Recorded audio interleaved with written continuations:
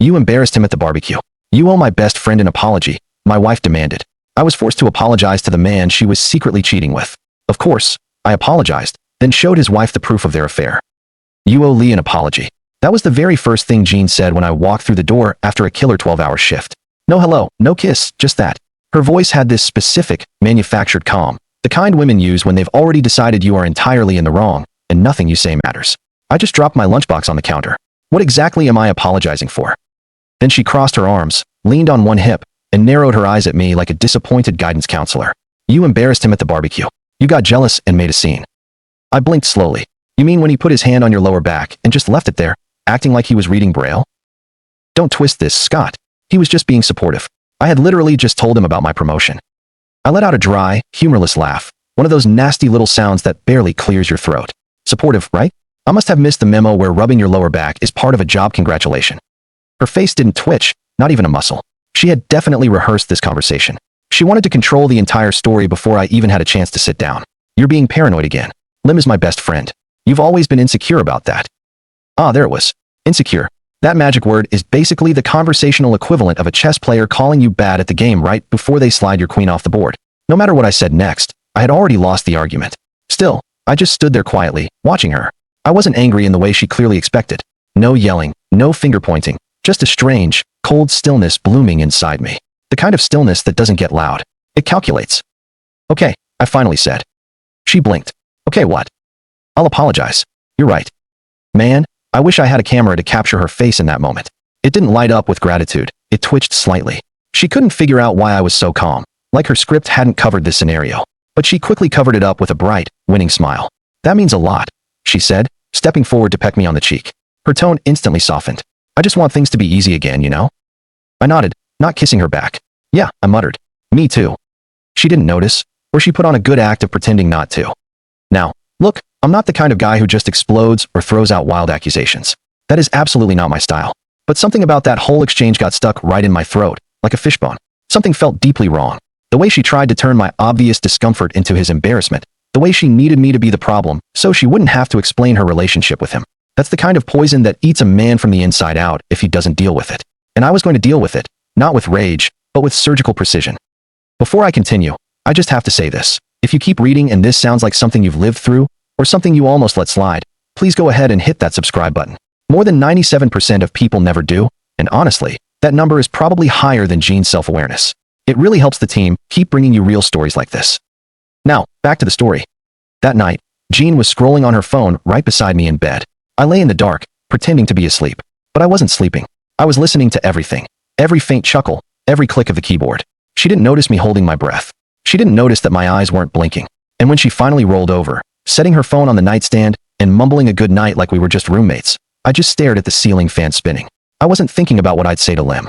I was thinking about how this had started to feel less like a marriage and more like a meticulously orchestrated public relations campaign that I hadn't consented to be part of.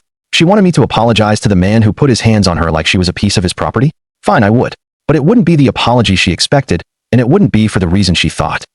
The next few days were quiet, too quiet. It was that tense, fragile silence where it's not peace at all, it's just theater. Jean floated around the house, humming under her breath, setting her phone face down more often than usual, like she'd suddenly discovered discretion after 10 years of oversharing everything. She'd started dropping Lim's name more frequently in casual conversation, as if saying it enough times would somehow normalize him. Lim said the funniest thing at lunch, she'd mentioned while stirring her coffee. Oh, Lim helped me fix that glitching spreadsheet. He's a lifesaver. I'd nod, chew on my toast, sip my coffee, giving her exactly what she wanted, passive acknowledgement. What she didn't know was that I had completely stopped listening to her words. I was watching her eyes. You can tell a lot by how someone looks at their phone. Some people look at it like a tool. Jean started looking at hers like it was breathing. She'd smile at it. Not a big, theatrical smile, just a small, private curve of the lip that didn't belong to anything in the room. I could be sitting 2 feet away and still feel like I was watching someone rehearse intimacy with a ghost. Then, on a Thursday night after dinner, she went to take a shower. She said she'd be quick. Her phone buzzed once on the counter. Then again, the screen lighting up just enough to show a preview. You were incredible today. No name, just a contact picture that had been conveniently replaced with a generic gray silhouette and 2 letters, LM. I'm not usually a reckless man. I don't snoop. But there is a huge difference between paranoia and pattern recognition. I picked up the phone, swiped, and it unlocked with no code. That one detail told me everything I needed to know. She didn't feel like she was hiding something because, in her head, This wasn't really an affair. And honestly, no, there were no nude photos. Nothing that would immediately scream adulterer to a jury. But what I found was actually worse in a way. It was curated, designed affection, digital breadcrumbs, photos of her at work, car selfies, inside jokes buried in threads of you just get me messages, voice notes of him laughing, her calling him a dork after he joked about a dress, screenshots of silly memes just for the two of them. Harmless, right? That's always the defense. Except it wasn't harmless. For 20 minutes, I didn't flinch, I didn't rage. I scrolled, capturing timestamps and taking screenshots like a surveyor recording erosion damage. Then I opened my email, created a private folder, and sent everything to myself. Every thread, every subtle betrayal, every moment she decided he deserved her tenderness while I got her duty. When she came back from the shower, a towel wrapped in her hair, skin flushed, she saw me standing by the window drinking whiskey. "What are you doing?" "Thinking about work," I said, and the apology. She seemed satisfied with that, almost smug. She walked past me, brushing her arm against mine, a little bounce in her step. Maybe she truly thought the crisis was over, that her gentle manipulation had successfully put the wolf back in his cage. I watched her settle onto the couch, legs tucked under her, phone in hand, thumbs flying again, the private smile back, the one that wasn't meant for me. So, I made a plan. Not to catch her. I already had her. Not to yell. That would simply give her the upper hand. It would make everything about my reaction instead of her action. No, I decided I would do the one thing she least expected. Be reasonable. Be quiet. Be methodical. Because when someone is trying to gaslight you into doubting your own sanity, the most dangerous thing you can do is act like the light is still on while you're busy rewiring the whole house. I didn't sleep much that night, but I didn't need sleep. I needed patience, and I had exactly enough. Saturday morning, I was slicing strawberries like I was auditioning for a cereal commercial. Sunlight streamed through the window, and her robe was tied just right, as if she remembered I existed. "I just don't get why you're being so weird about this, Scott," Jean said, talking like we were already in the middle of a conversation. Lim's wife isn't bothered by our friendship. She dropped that line like it was the ultimate defense, the sacred shield of innocence. If Claire is fine with it, what on earth is your problem? I didn't look up from the newspaper, just turned the page. I let the silence stretch before I replied. Maybe I'll just go see him. Talk things out, man to man. That got her attention. Her hands froze mid-slice, the knife poised over a strawberry like it had just grazed something tender. She absolutely did not expect that. "You'd really do that?" she asked, too quickly. I folded the paper. Sure. Maybe I just need to hear his side. There was that telltale flicker again, that micro-expression of someone who's been bluffing for too long and suddenly realizes the other player hasn't folded. She covered it well, smiling again, her voice syrupy. "That means a lot. I just want you guys to get along." I smiled back. "Yeah, me too." She went back to slicing, now a little too fast, like she was trying to outrun her thoughts. I picked up my phone and walked into the hall. I pulled up Lim's number. I hadn't texted him in months. There was zero need. We existed in that tense, silent purgatory where two men who know too much about each other just pretend they don't. "Hey, can we talk sometime this week? Just us. Think it would help clear the air?" He texted back 10 minutes later. "Sure. Swing by Monday after work around 5. Then he sent an address. It wasn't his office. It wasn't a neutral spot. It was his house. Claire would be home. Perfect. I stared at the text for a long moment, like a chess player watching the exposed king. Then I went to my laptop and opened a spreadsheet. It wasn't for finances or work. It was for details, dates, patterns, messages. I started logging everything I remembered. When Jean was out late, when Lim canceled plans with Claire, when Jean mentioned being too tired for anything with me. And I cross-referenced it all with those screenshots I had sent myself. I wasn't looking for a single smoking gun. I was assembling the entire arsenal. For the next 48 hours, I filled a folder, a tab for texts, one for pictures, one for overlapping alibis. One particularly damning entry was for the weekend. She claimed she was volunteering at the Design Expo in Baltimore. But Lim's social media photo showed him drinking wine at a hotel bar in DC with a blurry reflection in the window behind him that looked suspiciously like the top of Jean's head. I printed it out, blew it up to 200%. She never knew our old cloud account still synced some of her photos to our shared drive. Rookie mistake. There was one photo in particular. Jean lying on her side on a hotel bed, a glass of champagne beside her, with the caption, "Room service always tastes better after a win." No timestamp on the photo itself, but the file's metadata told a completely different story. Same night, same city. I slid it into the folder. I didn't feel rage. I felt a cold, hard clarity. This wasn't going to be a confrontation. This was going to be a restoration of reality. A moment where the truth would be permanently restored. Monday arrived. Jean made me coffee like everything was perfectly normal. "You're really going?" she asked. "Yep." "Be nice." "I plan on it." She kissed my cheek, too quickly. "Thanks for being mature about this." I laughed softly. "Yeah, that's me." She left it at that, heading off to her Zoom meeting with her fake branch strategy team. I waited until the clock hit 4:30. Then I picked up the folder, slid it into a plain canvas bag, and headed to Lim's. This wasn't an ambush. It was an autopsy, and I had all the tools. I had spent Sunday in silence. Jean went to yoga, then brunch, then a walk with Marcy from work. I didn't ask questions. She didn't offer answers. The way we were both pretending felt efficient, almost machine-like, as if we were colleagues rehearsing a farewell neither of us wanted to say out loud. Fine. I had my own work to do anyway. I sat at the dining room table with the printer at one end, laptop open, coffee at my elbow. No music, no distractions, just the quiet click of screenshots becoming paper. First, the text messages. I kept them clean. No annotations, no underlining, just the raw dialogue. The kind that didn't scream affair, but whispered erosion. The kind of intimacy you only share with someone after you've already mentally left your marriage. There was one text from Lim that hit different. L. You don't have to explain yourself to him. He doesn't get it. And her response, the one that settled in my gut like wet cement. J. I stopped trying to explain months ago. And yet, here she was, still in my house, eating my food, wearing the wedding ring I bought her, pretending we were just in a rough patch. Next, I opened the shared cloud file. Jean never fully disconnected it when she got a new phone. An oversight. I went through old photo backups, organizing them by location and time. Most were mundane. Conference rooms, name badges, design mock-ups. But one photo caught my eye. A selfie taken in a hotel room. Her, hair still in a bun, a glass of wine in her hand. Low light, not overtly suggestive, but intimate. The caption, long day, but worth it. I checked the date. Cross-referenced it with her calendar. She told me it was a one-day conference in Philadelphia. Left early morning. Said she'd be back that night. But the photo was time-stamped 11:23 p.m. The next image, a breakfast tray. Timestamp 7:15 a.m. She hadn't come home. She hadn't even told me. And then another picture I hadn't expected to find, not taken by her, but saved from a shared album she'd forgotten to unlink. A group photo, business casual, name badges. Lim was off to one side with an arm over her shoulders. Jean was leaning into him slightly, laughing. It wasn't the pose that mattered, it was the comfort, the naturalness of it. The kind you don't fake with someone who's just a friend. I ran it through a metadata checker. Same location, same weekend. I kept printing. I found their shared Spotify list of songs they'd both liked and traded back and forth, even adding them to a playlist called Work Hassle Vibes. Except none of those songs had ever played in our house. I printed that list, too. Then I made a timeline, not detailed, just visual. A line that cut through our last 8 months. Where had she gone when she changed? When Lim's name started coming up more, and mine started coming up less. I didn't write a single angry word. This wasn't a manifesto. It was a presentation. By 6 p.m., I had 3 neatly organized sections. Communication, location overlap, and inferred intimacy. No accusations, just facts. Facts with dates, pictures, and silence. It's the silence that really breaks people. The moment they see you haven't yelled, not because you're weak, but because you've already left. I put it all in a cheap manila folder. Not a briefcase, nothing formal. Just something boring, disposable.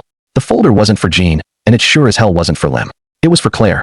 She was the variable no one had ever accounted for. The collateral damage, the innocent bystander, the only woman in this whole mess who truly deserved the truth. I barely knew her. We'd met maybe a couple of times in passing. Polite smiles, holiday waves from a distance. But I remember her eyes, alert, kind, but a little tired. The kind of tired that comes from carrying the weight of a household while your husband plays harmless emotional support animal for another woman. They always say, it wasn't physical, as if that's some badge of honor. As if dragging someone through a slow-burn emotional affair doesn't poison a marriage just the same. I was going to let them explain it to her. Let her decide what kind of marriage she'd been living in. That night, Jean asked me what I wanted for dinner. I told her I was eating out. Said I had a meeting. She didn't ask who with. I guess she just assumed it was Lim. She was half right. Lim lived in one of those split-level suburban houses that screamed, "We're doing okay," in that fake, home decor show kind of way. Beige vinyl siding, ceramic house numbers, a seasonal wreath on the door. The kind of place where couples post filtered pictures at a pumpkin patch, while silently negotiating who sleeps on the farthest edge of the bed that week. I parked across the street, engine off, the folder on the passenger seat, and just sat for a minute, watching as the porch light flickered on automatically. Everything in their world was programmed, probably synced to their thermostat. At exactly 5:30, I got out and walked up the driveway. The front door opened before I could knock. "Hey man." Lim smiled like we were long-lost fraternity brothers. "Glad you came. Jean said you wanted to patch things up." Patch things up. He was wearing that smug, diplomatic smile people get when they think you finally accepted your supporting role in their emotional play. Like he'd won, and he was graciously allowing me to keep my dignity in the credits. I nodded. "Thanks for having me." Stepping inside, I smelled citrus, a diffuser in the corner, probably Claire's thing. A quiet, clean, comfortable, forgettable house. Claire came out of the kitchen with a dish towel in her hands. She was shorter than I remembered, wearing a soft blue sweater, jeans, no makeup. She looked honest. Not in that perfect Pinterest way, but in the "I've been carrying the load around here" way. "You must be Scott," she said warmly, completely unaware the atmosphere in the room was about to change. "Hey Claire, you guys mind if I talk to both of you for a second?" Lim's head tilted slightly. Not enough to register alarm. Just that subtle cant animals make when they smell smoke, but haven't seen the flame yet. Claire looked at him, then at me. Of course. They both moved toward the open-plan living room with a gray sectional couch. Throw pillows with embroidered words like home and us. I waited for them both to be seated. Then I walked in slowly, like I was inspecting the room for weight distribution. I took the chair opposite them. Neutral, non-aggressive, but centered. I set the folder gently on the coffee table. Neither of them touched it, but they both saw it. I came to apologize, I said, looking Lim straight in the eye. His expression softened. Relief. He thought this was over. He'd probably already rehearsed his speech about boundaries and communication. But not for what Jean thinks. Claire's eyes shifted from her husband to me. Lim's smile tightened. What do you mean? I mean, I'm not here to apologize for being possessive or paranoid or whatever story is floating around. I'm here to set something very straight in front of both of you. Claire shifted in her seat, the dish towel now wadded up in her lap. I didn't move, didn't raise my voice. I just leaned back slightly. I've been watching, and I've been listening. I didn't come here to guess. I came here with facts. I nodded toward the folder. Claire reached for it slowly, like it might be hot. Lim opened his mouth, then closed it. I'd rather you hear it first, I said to Claire, because I don't think anyone's been telling you the truth for a long time. She hesitated, then opened the cover. Lim spoke finally. Scott, this isn't. I held up a hand. Just a slight, but firm gesture. Let her read. Claire's eyes scanned the first page. Text messages, dates. Not explicit, but layered enough to turn your stomach. The second page, the hotel photo. Her face didn't change. She just kept reading. Lim's breathing got shallower. You could hear that low rasp now, the one that happens when the body starts processing panic. His knees started to bounce. You brought this here? He asked quietly. I didn't, I said. I brought her here. Claire turned another page, paused, then another. Every flip of the paper sounded louder than it should in that clean, quiet house. I didn't say a word. Neither did she. The folder was doing all the work. I had just delivered it. The tension in the room wasn't explosive. It was surgical, like watching a scalpel glide through something that once held pressure until it doesn't. Lim leaned forward as if to take the folder from her. She pulled it a little closer to her lap. He stopped. Good. She was still reading, and I was just getting started. Claire's hands were shaking slightly as she turned the next page, but her face remained composed. Not blank, composed. That quiet, terrifying calm that only surfaces when someone's soul has gone into shock, and the body is still pretending everything is okay. I watched her, not because I needed to see the damage, but because she deserved to have someone in the room who wasn't lying to her. Then I said it. Claire, I started, my voice even, almost gentle. I'm sorry you had to find out this way. She didn't look up, but I saw her blink once, slowly. That's when I knew she'd heard me. I turned to Lim. He was already looking at me, not angry, not defensive, just utterly pale, washed out in that way that only comes from sudden exposure. He looked like a man who just realized the door he'd walked through had no handle on the other side. I continued, my tone shifting slightly, firmer, sharper, an edge of contempt buried beneath the politeness. I'm sorry I didn't talk to you like a man sooner. That's on me. He opened his mouth, maybe to argue or deflect, but I didn't give him the oxygen. Instead, I leaned forward, opened the folder again, and handed it directly to Claire. This time, not like an object, but like a verdict. Your husband and my wife, I said calmly, have been in an emotional affair for years. This isn't speculation. It's not misunderstandings or blown out of proportion screenshots. Claire finally looked up. Her eyes were glassy now. Not crying. Not yet, but you could see the incredible pressure building behind the glass. This is a pattern, I continued, of trust, of time, of intimacy that had no business being between two people who are married to other people. I leaned back. My job was done. Claire looked at Lim like she had never truly seen him before. And that's when my phone lit up on the table. 6 missed calls. It buzzed again. Jean. 7 missed calls. And again. 8 missed calls. Lim looked at it, then at me, completely panicking. His eyes said, she knows. She's calling about this. I reached over, picked up the phone, and turned it off without even looking at the screen. Not silence, completely off. The act was deliberate, symbolic. It said, we're not negotiating anymore.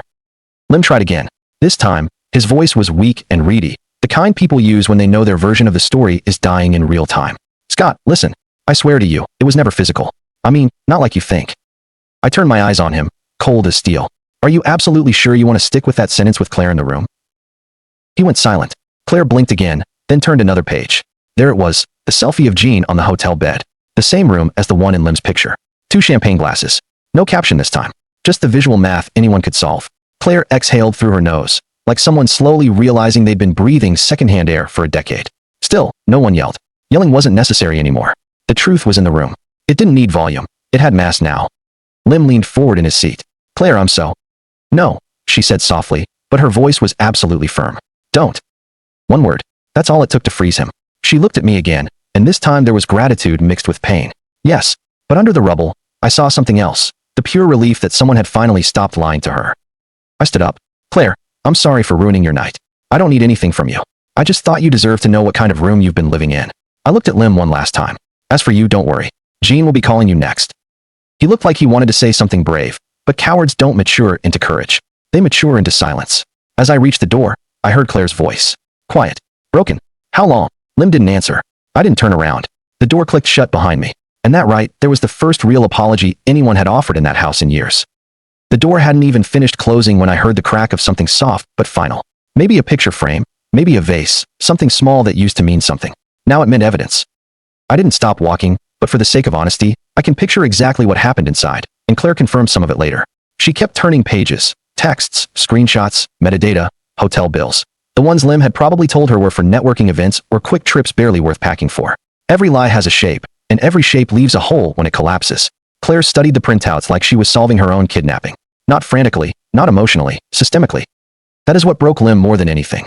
She didn't scream, she processed. This isn't what you think, he stammered, gesturing at the photos like they were misfiled receipts. They're taken out of context. That hotel, she had her own room. No, it wasn't physical. It was emotional, maybe, but not in that way. Claire didn't look up, just turned another page. He kept talking. She leaned on me. I leaned on her. We were both going through things. It got blurry, but I didn't cross any lines. Claire, still not looking at him, asked, "Did you ever delete my texts when she was texting you?" Lim froze. That was the moment. Not the hotel bill. Not the photo of Jean wearing his sweatshirt. Not even the voice note where Jean was laughing. I can't believe we almost got caught in the elevator. Your face was priceless. No, the thing that cracked the shell wide open was that question. Did you delete me for her? Because that's not something you do for just a friend. Lim tried to pivot again. Claire, honey, please. You know me. You know my heart. I never wanted. You never wanted me to find out. She cut him off, and then she whispered it. I want you to leave this house. That sentence didn't shake the walls. It dismantled the foundation. Lim's jaw went slack, like he was about to launch into another excuse, but the words just died. His mouth moved. His eyes scanned the room, looking for anything to hold on to. Nothing. No handholds left. She didn't yell. She didn't sob. She just set the folder on the couch beside her and stood up, like her bones suddenly remembered they weren't made of compromise. I want you to leave, she said again. He just sat there, waiting for inertia to buy him some mercy. She turned and walked down the hall without another word. When she came back, she dropped a duffel bag at his feet. He hadn't packed it. She had. That's when he realized she'd suspected something for much longer than he wanted to believe. He stood up slowly, arms hanging limp, lips parted like a child caught stealing. But Claire didn't even look at him. And me? Well, I was gone by then. No victory speech, no moral high ground, no movie one-liner. Just the cool evening air and the sound of a life coming apart behind me. I didn't even feel triumphant. It wasn't satisfaction. It was symmetry. Two people had built something dishonest behind my back. I just brought it into the light. I got in the car and didn't start it right away. I just sat there with my hands on the wheel, watching the reflection of the house in the rearview mirror. Lim didn't come running out after me. Claire didn't chase me down to thank me. Good. This wasn't about me being a hero. It was about cutting the cord that powered two people's self-deception and walking away while they stared at the smoke. I didn't take the folder with me. I left it on the table because I wasn't the one who needed the proof anymore. Our house smelled like lemon cleaner and desperation. Jean always cleaned when she was nervous. Not real cleaning, but the cosmetic kind. Wiping surfaces, overspraying countertops, blankets folded just so. It was a quiet, frantic ritual to create the illusion that nothing was wrong. She was pacing near the front door when I walked in. Her hair was pulled back like she hadn't left the house. No shoes, just socks sliding on the hardwood as she stopped dead. Where were you? Her voice was sharp, but brittle. She was expecting a lie, some forgettable excuse that would give her room to keep pretending. Apologizing, I said, setting my keys down slowly on the small table. Her eyes narrowed, her mouth twisting into a half smile, the kind people get when they think they've just heard a joke but haven't gotten the punchline. Apologizing to Lim, I nodded, taking off my jacket. For what exactly? She tried to sound casual, but I could hear the knot behind her throat. Something was wrong, and she knew it. Like a tightrope walker realizing halfway across that the tension in the wire has changed. I told him the truth, I said, walking past her into the living room. In front of Claire. Silence, then quick footsteps behind me. Now what did you do? What? She caught up to me, grabbed my arm. What truth? I looked at her hand on my sleeve, then at her face, cheeks flushed, eyes wide, a tiny smudge of mascara on her lower lid. She hadn't cried yet, but her body knew it was coming. I didn't raise my voice, didn't flinch. I told him what's been going on, what I've seen, what I found. I showed Claire. And there it was. Like watching a pane of glass crack from the center out in a spider web. Her face didn't shatter. It cracked slowly. She took a step back. You told Claire. I nodded. You've ruined everything. Now the tears came instantly. No build-up, a turn of a faucet. On-demand drama, but not the heartbroken kind of crying. These were strategy tears, damage control tears, manufactured grief. You don't understand, she said, pacing again. It was just, he understood me. He was going through a lot. And you were always so distant. I held up a hand. She didn't stop. I'm not interested in your version of the story, Jean. You ambushed me, she hissed. You should have talked to me first. You would have lied. Her mouth opened. Nothing came out. You would have said it wasn't physical, that you were just close, that it was nothing. It was nothing, she yelled, but her voice broke on the second word. I tilted my head. Then why are you crying like your world just collapsed? She froze. That silence. That was the moment she realized the steering wheel was no longer in her hands. The narrative was no longer hers to control. I didn't wait. I went to the bedroom. I grabbed a small duffel bag I'd already packed, a change of clothes, toothbrush. Nothing dramatic, just done. She followed me into the hall. What are you doing? Giving us space. Her voice rose again. So what? You're just leaving? I'll stay somewhere else for now. For now, she repeated, her voice cracking. So you think you can just walk out and what? Punish me? Make me feel guilty? I zipped the bag shut, slung it over my shoulder. Guilt isn't something you make someone feel. It's just the sound the truth makes when it finally hits the floor. Then she started to sob for real this time, the kind that folds your body in half. But I didn't go to her. I walked past her in the hall, down the stairs, and stopped at the front door. You've ruined everything, she whispered again quietly. Now I turned to her, met her eyes one last time. I didn't, I said. You did. I just stopped covering for you. And then I walked out. No slamming doors, no theatrics. Just a man choosing silence over chaos, because sometimes silence is the only thing strong enough to end the performance. The next morning, Jean texted, please come home. We need to talk. By noon, she had sent 6 more. One was a long paragraph about how it had all been confusing and how I'd misinterpreted so many things. She used phrases like emotional proximity and complex bonds, the kind of nonsense you get from self-help blogs and instantly weaponize when you get caught. But I didn't reply. Not out of cruelty, just clarity. She tried calling too. Left voicemails that sounded painfully rehearsed. Pauses in all the right places. Shaky breaths to sell the remorse. By the afternoon, she'd moved on to phase 2 of damage control, apologizing to Claire. Big mistake. Claire blocked her instantly. She'd had her closure from me. She didn't need Jean's public relations tour. Lim, meanwhile, had moved into a mid-range hotel off the highway. The kind of place with sad wallpaper and a continental breakfast that smells like damp toast. He texted me once. It just said I was wrong. I'm sorry. I didn't reply. He wasn't the point anymore. He never really was. I didn't post about it. I didn't go telling friends or neighbors. There were no group chats filled with venting or guess what she did stories. Instead, I scheduled a quiet meeting with a reputable lawyer. A measured man, no histrionics, no drama. We sat in his office, just the two of us, with a legal pad. I wasn't there to destroy anyone. I was there to reclaim the space I'd been pushed out of in my own life. We talked options, discussed timelines. No yelling, no threats, just facts. The next day, Jean showed up at my temporary apartment unannounced. I opened the door, and she looked smaller, like the story she built around herself had finally collapsed. Now she had to wear the truth like a sweater 2 sizes too big. I know I messed up, she whispered. I was lonely, Scott, she added, trying to fill the silence. And Lim he was just there. He saw me. You stopped seeing me. That was the final version she was settling on. My crime was distraction, her punishment, betrayal. I'm not here to fight, she said quickly. I just need to know if this is it. If you're really done. I stepped aside. Let her in. Let her talk. She went on for 20 minutes. Apologies mixed with rationalizations. Memories twisted into knots of justification. She cried, wiped her eyes, touched my arm like proximity could somehow rewind the story. And then she said it. We can try again. Please. I'll do the work. I'll cut off contact. I'll do whatever it takes. I looked at her for a long moment. Not with hate. Not even with sadness. Just observation. You wanted me to apologize? I said. She nodded, confused. What? For making Lim uncomfortable? I continued. That was your big request, the start of all this. I didn't know what else to say. I panicked. I gave a small, empty smile. Well, I did what you asked. I apologized. And Jean, that's the last thing I'm ever doing for you. She didn't cry right away, just froze like her brain had short-circuited, like she realized she had no more pages left in the script. I never wanted this, she whispered. I nodded. Me neither, but you chose it every day you texted him back. She stood there for another minute, maybe hoping I would break, that I would reach out, that I'd offer some poetic gesture that would absolve her. I didn't. Finally, she left with no hug, no promise, just the sound of the door closing behind her. The end. Not because I said so, but because the version of me that would have once forgiven her didn't live here anymore. The apartment I moved into isn't much.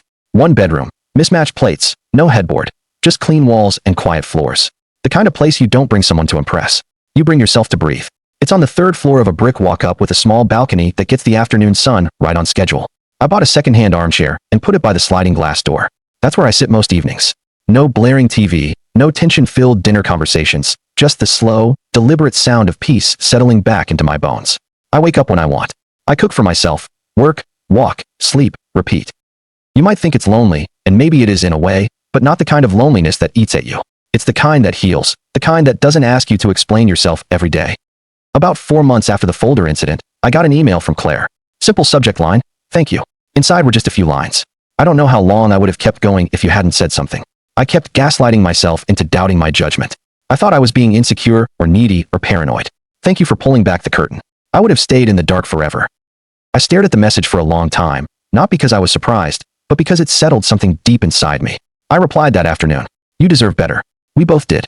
No sign-off, no awkward farewell. It was the last time we ever spoke, and it was enough. Jean's letter came a week later. Cream-colored envelope, handwritten, no return address, but I recognized the looping, flowing script instantly. She always dotted her I's with a little hook, like a fish hook. Inside, 3 neatly folded pages. The kind of apology people write when they know they've lost the right to speak, but they do it anyway out of hope or guilt. It said she missed me, that she'd started therapy, that she'd been looking through our old photos and realized how far she'd strayed. She wrote about her parents' divorce, about childhood wounds, about how Lim had filled a void that wasn't his to fill. She asked if we could meet just once for coffee, to talk, to maybe see if anything could be salvaged between two people who once meant everything to each other. I read the letter once, then again slower. Then I folded it in half, walked to the kitchen, opened the trash can drawer, and dropped it inside. No ceremony, no dramatic burning, just paper meeting plastic. I washed my hands, opened the cupboard, pulled out my favorite mug, the one with a tiny chip on the handle that no one else ever noticed. I made myself a coffee and walked out onto the balcony. The sun was starting to set, casting a golden light on the rooftops, a warm, tired light, like the day was breathing out. I sat down, took a sip, and smiled. Not a big smile, not a dramatic one, just enough to acknowledge the quiet. No more tangled stories. No more questions about where she was, or who he was, or who I was in the equation. Just air, just light. Just me. Not healed, not broken, just whole enough. And for the first time in years, no one else's silence was louder than my own. When someone demands you apologize for their secret affair, is walking away and delivering the cold, hard truth to the innocent party the only true path to reclaiming your sanity? Thanks for watching, and don't forget to subscribe to the channel and leave a like. Share your thoughts about this story in the comments.